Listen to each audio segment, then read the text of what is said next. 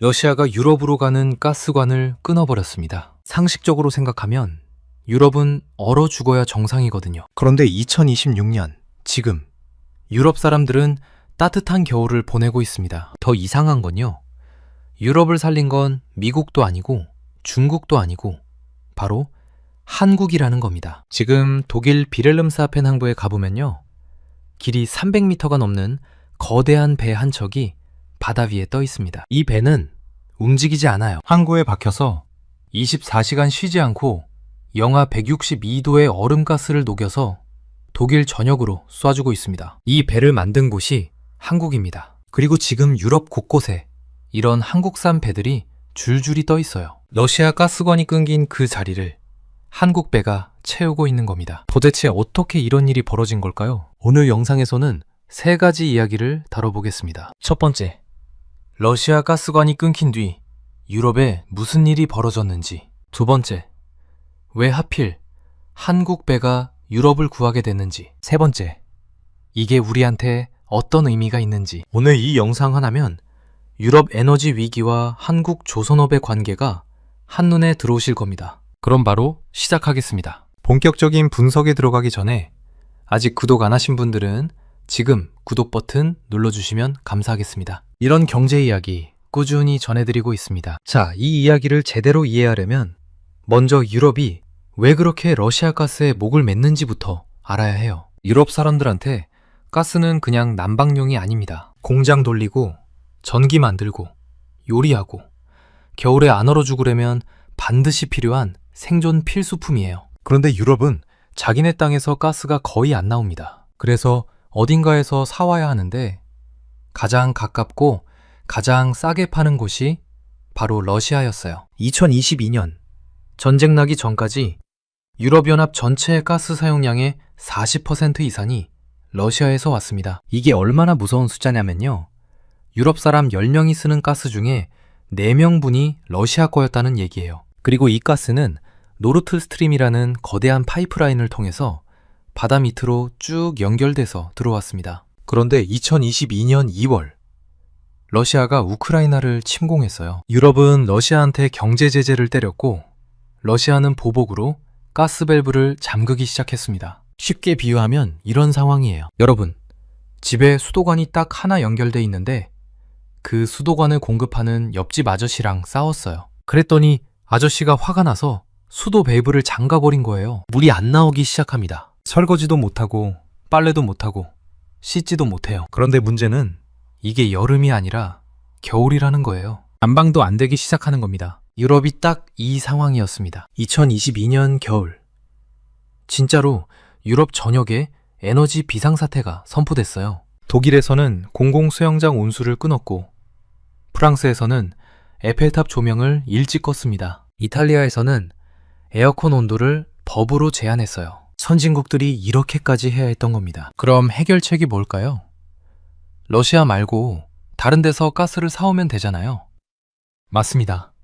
그런데 여기서 문제가 생겨요. 러시아 가스는 파이프라인, 그러니까 땅 속에 묻힌 관을 통해서 왔어요. 이건 수도관처럼 연결만 되어 있으면 가스가 콸콸 흘러 들어옵니다. 싸고 편하죠. 그런데 미국이나 카타르에서 가스를 사오려면 상황이 완전히 달라집니다. 이 나라들은 유럽이랑 파이프라인이 연결 안 돼 있거든요. 바다 건너에 있으니까요. 그래서 가스를 배에 실어서 가져와야 합니다. 그런데 가스는 기체잖아요. 기체를 배에 실으면 두피가 너무 커서 한 번에 조금밖에 못 실어요. 그래서 인류가 생각해낸 방법이 뭐냐면 가스를 영하 162도까지 얼려버리는 겁니다. 이렇게 얼리면 부피가 600분의 1로 줄어들어요. 이게 바로 LNG, 액화 천연가스예요. 자, 그럼 미국에서 LNG를 배에 싣고 유럽까지 왔어요. 이제 이걸 다시 녹여서 기체로 만들어야 유럽 가정집까지 보낼 수 있거든요. 이 녹이는 작업을 하는 곳이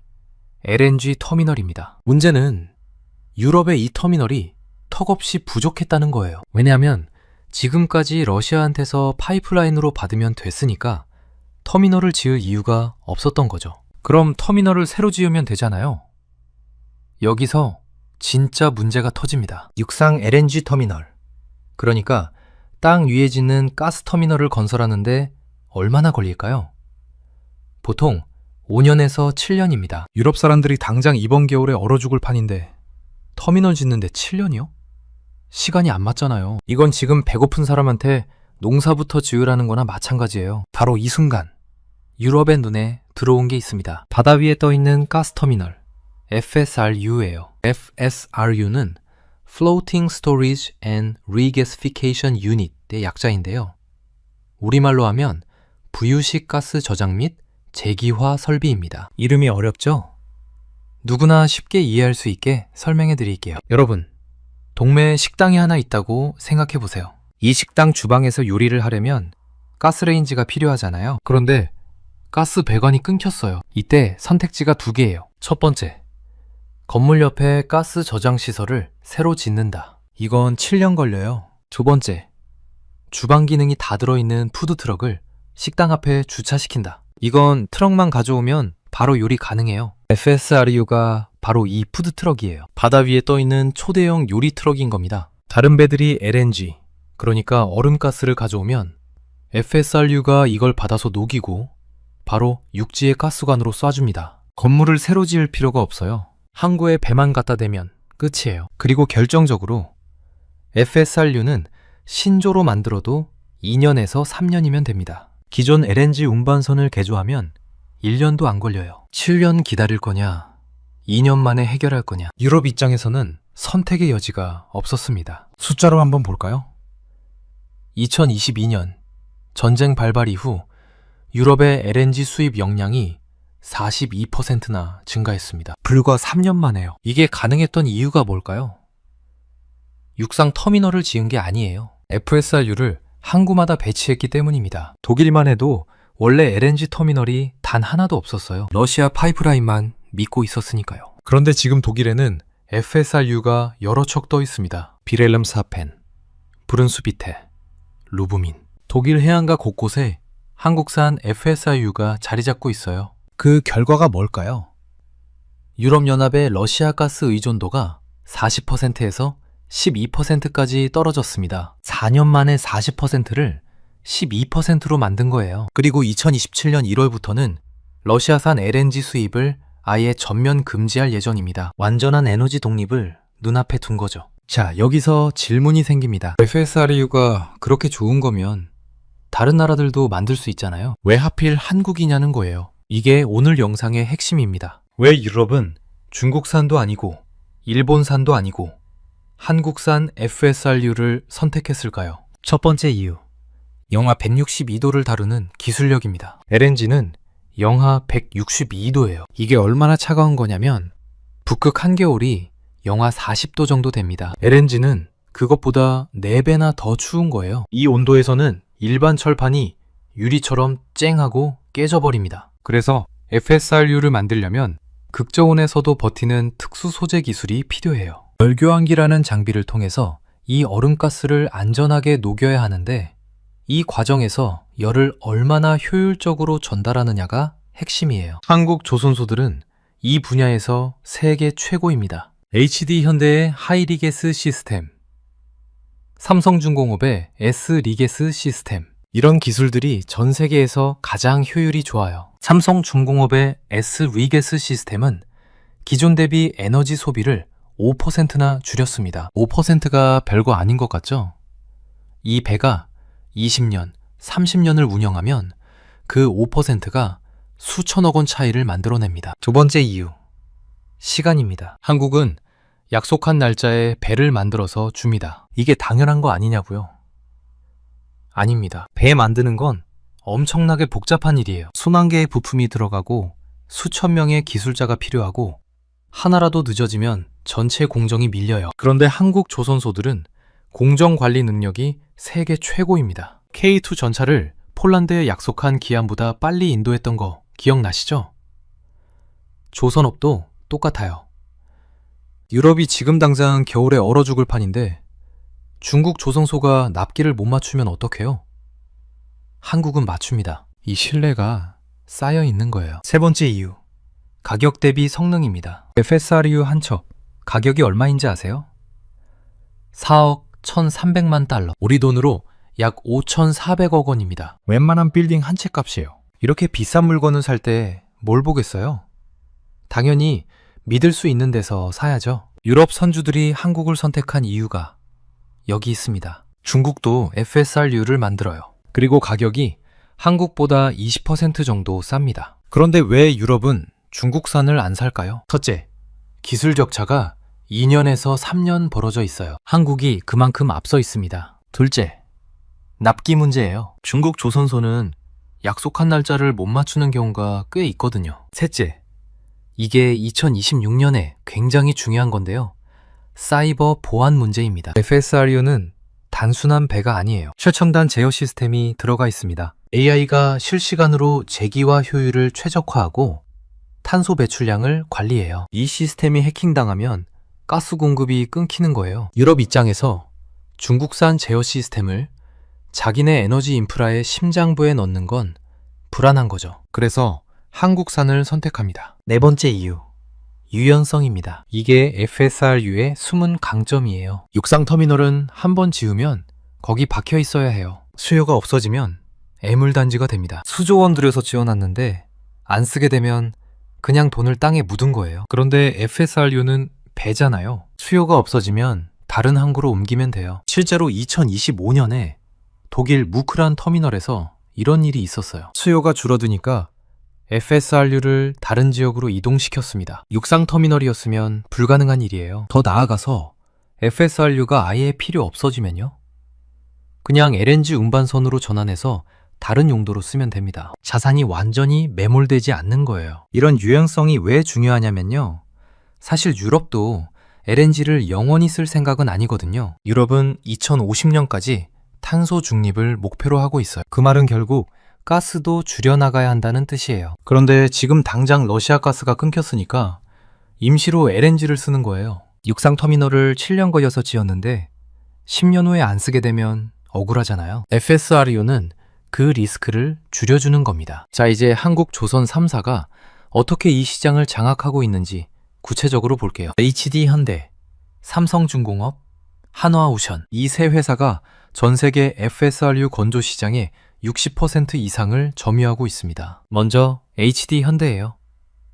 HD 현대는 하이리게스라는 독자 기술을 가지고 있어요. 고효율 열교환기를 통해서 제기화 과정의 에너지 손실을 최소화하는 시스템이에요. 여기에 오션와이스라는 AI 플랫폼도 있습니다. 이 플랫폼이 실시간으로 선박의 탄소 배출량과 제기화 효율을 모니터링하고 최적화해요. 2026년 영업이익률 목표가 15%입니다. 조선업에서 15% 영업이익률이면 엄청난 거예요. 삼성중공업은 오프쇼어, 그러니까 해양 플랜트 분야의 강자예요. FLNG라고 해서 바다 위에서 아예 가스를 생산하는 설비 분야에서 세계 최고의 실적을 가지고 있어요. 자체 개발한 S3 가스 시스템은 글리콜이라는 특수 액체를 사용해서 해수 부식을 방지합니다. 바닷물을 열원으로 쓰면 장기가 녹슬거든요. 삼성중공업은 이 문제를 해결했어요. 한화오션은 대우조선 해양을 인수한 회사죠. 이 회사의 강점은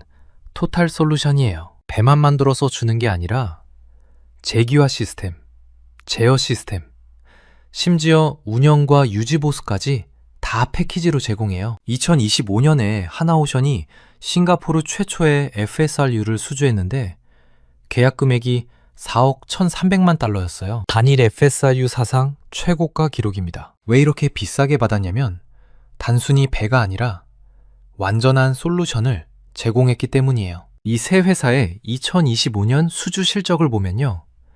HD 현대가 약 150억 달러, 삼성중공업이 약 100억 달러, 한화오션이 약 98억 달러입니다. 합치면 350억 달러예요. 우리 돈으로 46조 원 정도 됩니다. 이게 1년 수주액이에요. 그리고 이 수주 잔량을 소화하는데 앞으로 3년에서 4년이 걸립니다. 일감이 넘쳐나는 거예요. 그런데 말이죠. 유럽이 러시아한테서 벗어났다고 마냥 좋아할 상황은 아니에요. 러시아 가스관에서 벗어났더니 이번엔 미국 LNG에 너무 많이 의존하게 된 거예요. 2025년 기준으로 EU의 미국산 LNG 수입량이 81 BCM입니다. 전체 LNG 수입량의 절반이 넘어요. 그런데 지금 미국 대통령이 누구예요? 트럼프입니다. 트럼프 행정부가 이 에너지 의존도를 지렛대로 삼아서 유럽을 압박하고 있어요. 2025년 7월에 유럽이 미국산 에너지를 7,500억 달러어치 사겠다고 했거든요. 미국은 이걸 구속력 있는 약속이라고 주장하고 유럽은 그냥 목표일 뿐이라고 해요. 해석이 다른 거예요. 트럼프 대통령이 그린란드 인수 문제나 관세 협상에서 LNG 공급을 협상 카드로 쓰려는 움직임도 보이고 있어요. 유럽 내부에서는 이런 말이 나옵니다. 러시아 가즈프롬의 소나기에서 벗어났더니 미국 셰일가스에 덫에 걸렸다. 비유하면 이런 거예요. 옆집 아저씨한테 수도 끊겨서 다른 동네 아저씨한테 물을 받기로 했어요. 그런데 이 아저씨도 만만치 않은 거예요. 물값을 자기 마음대로 올리려고 하고 다른 일에도 간섭하려고 해요. 한 명한테 당하던 걸 다른 한 명한테 당하는 상황인 거죠. 바로 이 지점에서 한국산 FSRU의 진짜 가치가 드러납니다. FSRU는 특정 국가의 가스만 받는 시설이 아니에요. 미국 가스가 비싸지면 카타르 가스로 바꾸면 됩니다. 카타르가 안 되면 호주나 아제르바이잔 가스를 받으면 돼요. 공급선을 언제든지 바꿀 수 있어요. 육상 터미널은 이게 어려워요. 특정 항로, 특정 공급자에 맞춰서 설계되는 경우가 많거든요. 그런데 FSRU는 바다 위에 떠 있으니까 어디서 오는 LNG든 다 받을 수 있어요. 한국산 FSRU가 유럽에 주는 게 단순히 가스를 녹이는 기능만이 아니에요. 공급망 유연성, 즉 특정 국가에 종속되지 않을 수 있는 자유를 주는 거예요. 이게 진짜 에너지 주권입니다. 그러면 이 상황이 언제까지 계속될까요? 한국 조선업의 FSRU 호황이 영원할까요? 솔직히 말씀드리면 리스크도 있습니다. 국제에너지기구 IEA와 에너지경제재무분석연구소 IEEFA가 경고하고 있어요. 2028년경에 전 세계 LNG 공급 능력이 수요를 초과하는 공급 과잉 상태가 올 수 있다고요. 카타르와 미국에서 대규모 LNG 생산 시설이 동시에 완공됩니다. 그러면 LNG가 넘쳐나게 되고 가격이 떨어지고 새로운 FSRU 주문도 줄어들 수 있어요. 그리고 앞서 말씀드렸듯이 유럽은 2050년 탄소 중립을 목표로 하고 있어요. 장기적으로는 가스 자체를 줄여나가야 해요. 가스는 지금 가교 에너지 역할을 하고 있어요. 석유와 석탄에서 완전한 친환경 에너지로 넘어가는 중간 다리 역할이요. 그 다리를 건너고 나면 가스도 결국은 줄어들 거예요. 한국 조선업계도 이걸 알고 있습니다. 그래서 지금부터 준비하고 있어요. 2026년에 인도되는 신조 FSRU들은 대부분 암모니아 레디 선박으로 건조되고 있어요. 암모니아 연료를 사용할 수 있도록 미리 설계해 놓는 거예요. 암모니아가 왜 중요하냐면요.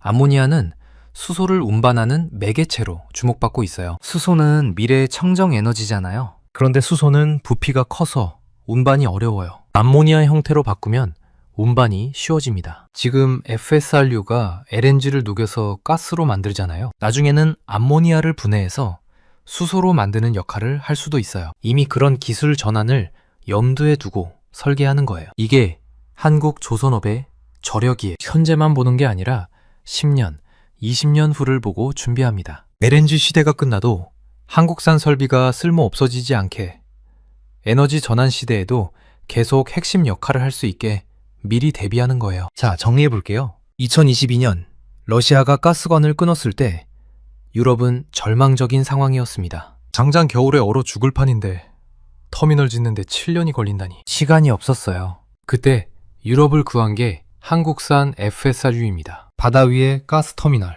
항구에 배만 갖다 대면 바로 가동되는 시스템이에요. 한국 조선 3사는 영하 162도를 다루는 극저온 기술, 세계 최고의 납기 준수 능력, 그리고 미래를 대비하는 설계 철학까지 갖추고 있습니다. 그 결과 전 세계 FSRU 시장의 60% 이상을 장악하고 있고 15%에 달하는 역대급 영업이익률을 기록하고 있어요. 유럽 입장에서 한국산 FSRU는 단순한 가스 설비가 아닙니다. 러시아로부터의 독립, 미국에 대한 과도한 의존 방지, 그리고 미래 에너지 전환까지 유럽의 에너지 주권을 지키는 방패 역할을 하고 있어요. K2 전차가 유럽의 군사 안보를 돕고 있다면 FSRU는 유럽의 에너지 안보를 돕고 있는 겁니다. 물론 2028년 이후 공급 과잉 리스크나 장기적인 가스 수요 감소 가능성은 지켜봐야 해요. 중국의 저가 공세도 계속될 거예요. 하지만 한국 조선업이 보여준 건 단순히 배를 잘 만든다는 게 아니에요. 기술력이 곧 국가 경쟁력이고 기술력이 세계 질서를 바꿀 수 있다는 걸 증명한 거예요. 러시아 가스관이 끊긴 자리를 한국 배가 채우고 있습니다. 그리고 그 배 위에서 유럽의 불이 꺼지지 않고 켜져 있어요. 여러분은 한국 조선업의 미래를 어떻게 보시나요? FSRU 다음은 뭐가 될까요? 암모니아 운반선일까요? 수소 설비일까요? 여러분의 생각을 댓글로 공유해 주세요. 오늘 영상은 여기까지입니다. 긴 영상 시청해 주셔서 감사합니다. 구독과 좋아요 한 번씩만 눌러주시면 정말 큰 힘이 됩니다. 러시아가 유럽으로 가는 가스관을 끊어버렸습니다. 상식적으로 생각하면 유럽은 얼어 죽어야 정상이거든요. 그런데 2026년 지금 유럽 사람들은 따뜻한 겨울을 보내고 있습니다. 더 이상한 건요. 유럽을 살린 건 미국도 아니고 중국도 아니고 바로 한국이라는 겁니다. 지금 독일 비렐름스하펜 항구에 가보면요.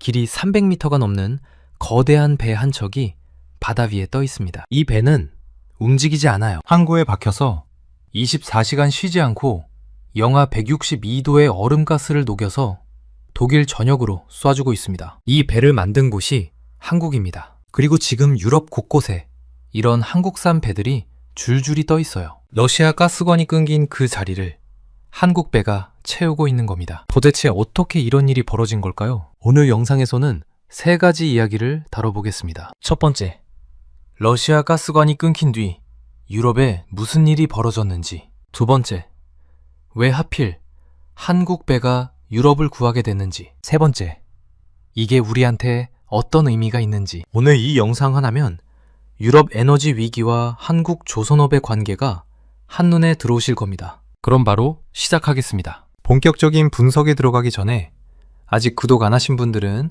지금 구독 버튼 눌러주시면 감사하겠습니다. 이런 경제 이야기 꾸준히 전해드리고 있습니다. 자, 이 이야기를 제대로 이해하려면 먼저 유럽이 왜 그렇게 러시아 가스에 목을 맸는지부터 알아야 해요. 유럽 사람들한테 가스는 그냥 난방용이 아닙니다. 공장 돌리고 전기 만들고 요리하고 겨울에 안 얼어 죽으려면 반드시 필요한 생존 필수품이에요. 그런데 유럽은 자기네 땅에서 가스가 거의 안 나옵니다. 그래서 어딘가에서 사와야 하는데 가장 가깝고 가장 싸게 파는 곳이 바로 러시아였어요. 2022년 전쟁 나기 전까지 유럽연합 전체의 가스 사용량의 40% 이상이 러시아에서 왔습니다. 이게 얼마나 무서운 숫자냐면요.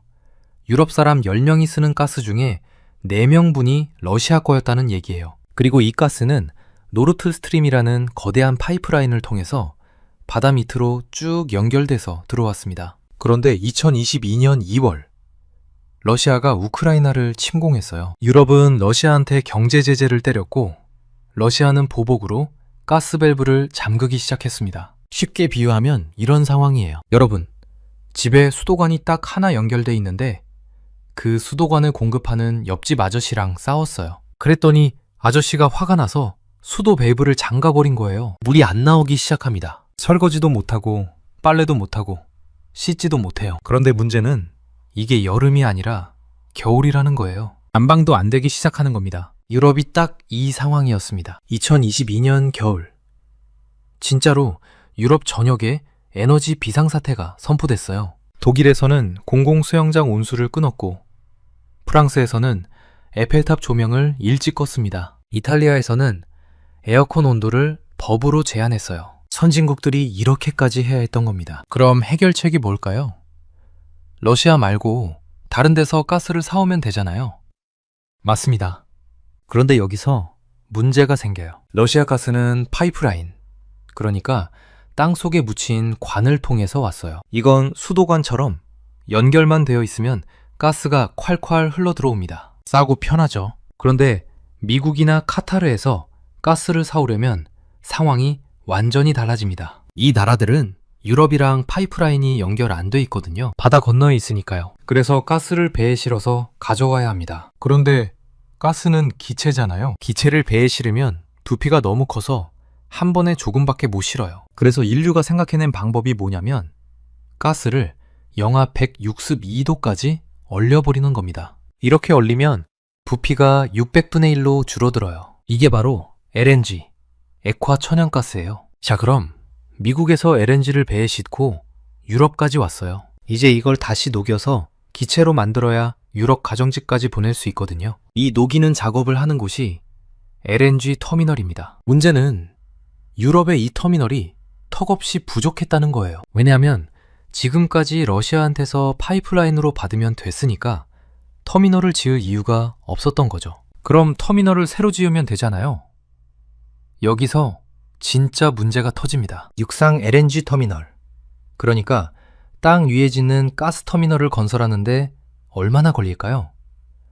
보통 5년에서 7년입니다. 유럽 사람들이 당장 이번 겨울에 얼어 죽을 판인데 터미널 짓는데 7년이요? 시간이 안 맞잖아요. 이건 지금 배고픈 사람한테 농사부터 지으라는 거나 마찬가지예요. 바로 이 순간 유럽의 눈에 들어온 게 있습니다. 바다 위에 떠있는 가스터미널 FSRU예요. FSRU는 Floating Storage and Regasification Unit의 약자인데요.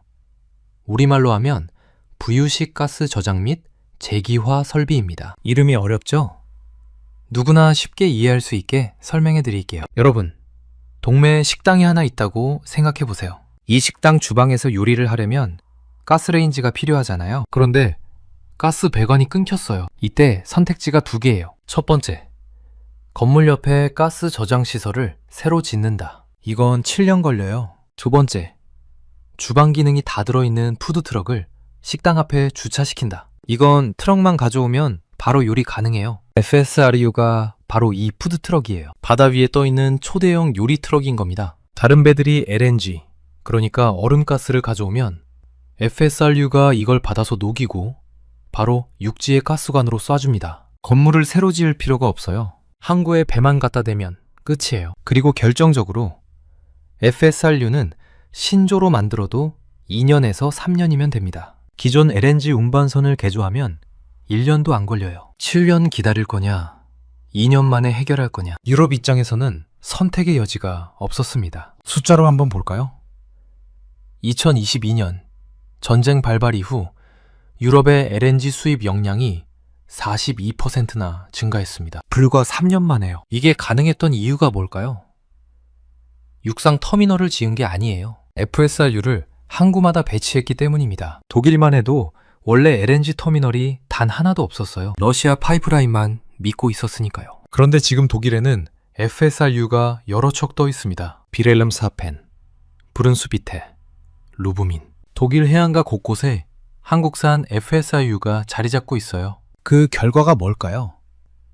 유럽연합의 러시아 가스 의존도가 40%에서 12%까지 떨어졌습니다. 4년 만에 40%를 12%로 만든 거예요. 그리고 2027년 1월부터는 러시아산 LNG 수입을 아예 전면 금지할 예정입니다. 완전한 에너지 독립을 눈앞에 둔 거죠. 자, 여기서 질문이 생깁니다. FSRU가 그렇게 좋은 거면 다른 나라들도 만들 수 있잖아요. 왜 하필 한국이냐는 거예요. 이게 오늘 영상의 핵심입니다. 왜 유럽은 중국산도 아니고 일본산도 아니고 한국산 FSRU를 선택했을까요? 첫 번째 이유, 영하 162도를 다루는 기술력입니다. LNG는 영하 162도예요. 이게 얼마나 차가운 거냐면 북극 한겨울이 영하 40도 정도 됩니다. LNG는 그것보다 4배나 더 추운 거예요. 이 온도에서는 일반 철판이 유리처럼 쨍하고 깨져버립니다. 그래서 FSRU를 만들려면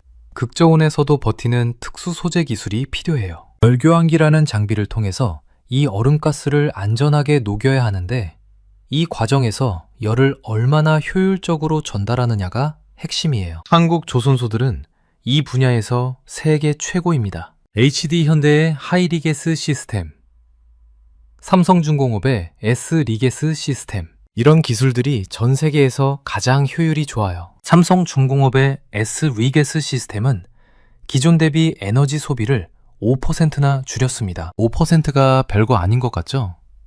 이 배가 20년, 30년을 운영하면 그 5%가 수천억 원 차이를 만들어냅니다. 두 번째 이유, 시간입니다. 한국은 약속한 날짜에 배를 만들어서 줍니다. 이게 당연한 거 아니냐고요? 아닙니다. 배 만드는 건 엄청나게 복잡한 일이에요. 수만 개의 부품이 들어가고 수천 명의 기술자가 필요하고 하나라도 늦어지면 전체 공정이 밀려요. 그런데 한국 조선소들은 공정 관리 능력이 세계 최고입니다. K2 전차를 폴란드에 약속한 기한보다 빨리 인도했던 거 기억나시죠? 조선업도 똑같아요. 유럽이 지금 당장 겨울에 얼어 죽을 판인데 중국 조선소가 납기를 못 맞추면 어떡해요? 한국은 맞춥니다. 이 신뢰가 쌓여 있는 거예요. 세 번째 이유, 가격 대비 성능입니다. FSRU 한 척, 가격이 얼마인지 아세요? 4억 1,300만 달러, 우리 돈으로 약 5,400억 원입니다. 웬만한 빌딩 한 채 값이에요. 이렇게 비싼 물건을 살 때 뭘 보겠어요? 당연히 믿을 수 있는 데서 사야죠. 유럽 선주들이 한국을 선택한 이유가 여기 있습니다. 중국도 FSRU를 만들어요. 그리고 가격이 한국보다 20% 정도 쌉니다. 그런데 왜 유럽은 중국산을 안 살까요? 첫째, 기술 격차가 2년에서 3년 벌어져 있어요. 한국이 그만큼 앞서 있습니다. 둘째, 납기 문제예요. 중국 조선소는 약속한 날짜를 못 맞추는 경우가 꽤 있거든요. 셋째, 이게 2026년에 굉장히 중요한 건데요. 사이버 보안 문제입니다. FSRU는 단순한 배가 아니에요. 최첨단 제어 시스템이 들어가 있습니다. AI가 실시간으로 제기와 효율을 최적화하고 탄소 배출량을 관리해요. 이 시스템이 해킹당하면 가스 공급이 끊기는 거예요. 유럽 입장에서 중국산 제어 시스템을 자기네 에너지 인프라의 심장부에 넣는 건 불안한 거죠. 그래서 한국산을 선택합니다. 네 번째 이유, 유연성입니다. 이게 FSRU의 숨은 강점이에요. 육상터미널은 한번 지으면 거기 박혀 있어야 해요. 수요가 없어지면 애물단지가 됩니다. 수조 원 들여서 지어놨는데 안 쓰게 되면 그냥 돈을 땅에 묻은 거예요. 그런데 FSRU는 배잖아요. 수요가 없어지면 다른 항구로 옮기면 돼요. 실제로 2025년에 독일 무크란 터미널에서 이런 일이 있었어요. 수요가 줄어드니까 FSRU를 다른 지역으로 이동시켰습니다. 육상터미널이었으면 불가능한 일이에요. 더 나아가서 FSRU가 아예 필요 없어지면요? 그냥 LNG 운반선으로 전환해서 다른 용도로 쓰면 됩니다. 자산이 완전히 매몰되지 않는 거예요. 이런 유연성이 왜 중요하냐면요. 사실 유럽도 LNG를 영원히 쓸 생각은 아니거든요. 유럽은 2050년까지 탄소 중립을 목표로 하고 있어요. 그 말은 결국 가스도 줄여나가야 한다는 뜻이에요. 그런데 지금 당장 러시아 가스가 끊겼으니까 임시로 LNG를 쓰는 거예요. 육상터미널을 7년 걸려서 지었는데 10년 후에 안 쓰게 되면 억울하잖아요. FSRU는 그 리스크를 줄여주는 겁니다. 자, 이제 한국 조선 3사가 어떻게 이 시장을 장악하고 있는지 구체적으로 볼게요. HD 현대, 삼성중공업, 한화오션, 이 세 회사가 전 세계 FSRU 건조 시장의 60% 이상을 점유하고 있습니다. 먼저 HD 현대예요. HD 현대는 하이리게스라는 독자 기술을 가지고 있어요. 고효율 열교환기를 통해서 제기화 과정의 에너지 손실을 최소화하는 시스템이에요. 여기에 오션와이스라는 AI 플랫폼도 있습니다. 이 플랫폼이 실시간으로 선박의 탄소 배출량과 제기화 효율을 모니터링하고 최적화해요. 2026년 영업이익률 목표가 15%입니다. 조선업에서 15% 영업이익률이면 엄청난 거예요. 삼성중공업은 오프쇼어, 그러니까 해양 플랜트 분야의 강자예요. FLNG라고 해서 바다 위에서 아예 가스를 생산하는 설비 분야에서 세계 최고의 실적을 가지고 있어요. 자체 개발한 S3가스 시스템은 글리콜이라는 특수 액체를 사용해서 해수 부식을 방지합니다. 바닷물을 열원으로 쓰면 장기가 녹슬거든요. 삼성중공업은 이 문제를 해결했어요. 한화오션은 대우조선 해양을 인수한 회사죠. 이 회사의 강점은 토탈 솔루션이에요. 배만 만들어서 주는 게 아니라 제기화 시스템, 제어 시스템, 심지어 운영과 유지 보수까지 다 패키지로 제공해요. 2025년에 한화오션이 싱가포르 최초의 FSRU를 수주했는데 계약 금액이 4억 1,300만 달러였어요. 단일 FSRU 사상 최고가 기록입니다. 왜 이렇게 비싸게 받았냐면 단순히 배가 아니라 완전한 솔루션을 제공했기 때문이에요. 이 세 회사의 2025년 수주 실적을 보면요.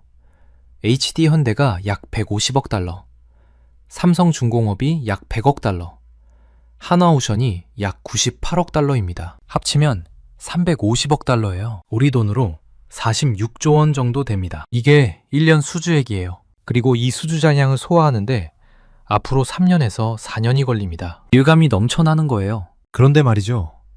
유럽이 러시아한테서 벗어났다고 마냥 좋아할 상황은 아니에요. 러시아 가스관에서 벗어났더니 이번엔 미국 LNG에 너무 많이 의존하게 된 거예요. 2025년 기준으로 EU의 미국산 LNG 수입량이 81 BCM입니다. 전체 LNG 수입량의 절반이 넘어요. 그런데 지금 미국 대통령이 누구예요? 트럼프입니다. 트럼프 행정부가 이 에너지 의존도를 지렛대로 삼아서 유럽을 압박하고 있어요. 2025년 7월에 유럽이 미국산 에너지를 7,500억 달러어치 사겠다고 했거든요. 미국은 이걸 구속력 있는 약속이라고 주장하고 유럽은 그냥 목표일 뿐이라고 해요. 해석이 다른 거예요. 트럼프 대통령이 그린란드 인수 문제나 관세 협상에서 LNG 공급을 협상 카드로 쓰려는 움직임도 보이고 있어요. 유럽 내부에서는 이런 말이 나옵니다. 러시아 가즈프롬의 소나기에서 벗어났더니 미국 셰일가스에 덫에 걸렸다. 비유하면 이런 거예요. 옆집 아저씨한테 수도 끊겨서 다른 동네 아저씨한테 물을 받기로 했어요. 그런데 이 아저씨도 만만치 않은 거예요. 물값을 자기 마음대로 올리려고 하고 다른 일에도 간섭하려고 해요. 한 명한테 당하던 걸 다른 한 명한테 당하는 상황인 거죠. 바로 이 지점에서 한국산 FSRU의 진짜 가치가 드러납니다. FSRU는 특정 국가의 가스만 받는 시설이 아니에요. 미국 가스가 비싸지면 카타르 가스로 바꾸면 됩니다. 카타르가 안 되면 호주나 아제르바이잔 가스를 받으면 돼요. 공급선을 언제든지 바꿀 수 있어요. 육상 터미널은 이게 어려워요. 특정 항로, 특정 공급자에 맞춰서 설계되는 경우가 많거든요. 그런데 FSRU는 바다 위에 떠 있으니까 어디서 오는 LNG든 다 받을 수 있어요. 한국산 FSRU가 유럽에 주는 게 단순히 가스를 녹이는 기능만이 아니에요. 공급망 유연성, 즉 특정 국가에 종속되지 않을 수 있는 자유를 주는 거예요. 이게 진짜 에너지 주권입니다. 그러면 이 상황이 언제까지 계속될까요? 한국 조선업의 FSRU 호황이 영원할까요? 솔직히 말씀드리면 리스크도 있습니다. 국제에너지기구 IEA와 에너지경제재무분석연구소 IEEFA가 경고하고 있어요. 2028년경에 전 세계 LNG 공급 능력이 수요를 초과하는 공급 과잉 상태가 올 수 있다고요. 카타르와 미국에서 대규모 LNG 생산 시설이 동시에 완공됩니다. 그러면 LNG가 넘쳐나게 되고 가격이 떨어지고 새로운 FSRU 주문도 줄어들 수 있어요. 그리고 앞서 말씀드렸듯이 유럽은 2050년 탄소 중립을 목표로 하고 있어요. 장기적으로는 가스 자체를 줄여나가야 해요. 가스는 지금 가교 에너지 역할을 하고 있어요. 석유와 석탄에서 완전한 친환경 에너지로 넘어가는 중간 다리 역할이요. 그 다리를 건너고 나면 가스도 결국은 줄어들 거예요. 한국 조선업계도 이걸 알고 있습니다. 그래서 지금부터 준비하고 있어요. 2026년에 인도되는 신조 FSRU들은 대부분 암모니아 레디 선박으로 건조되고 있어요. 암모니아 연료를 사용할 수 있도록 미리 설계해 놓는 거예요. 암모니아가 왜 중요하냐면요.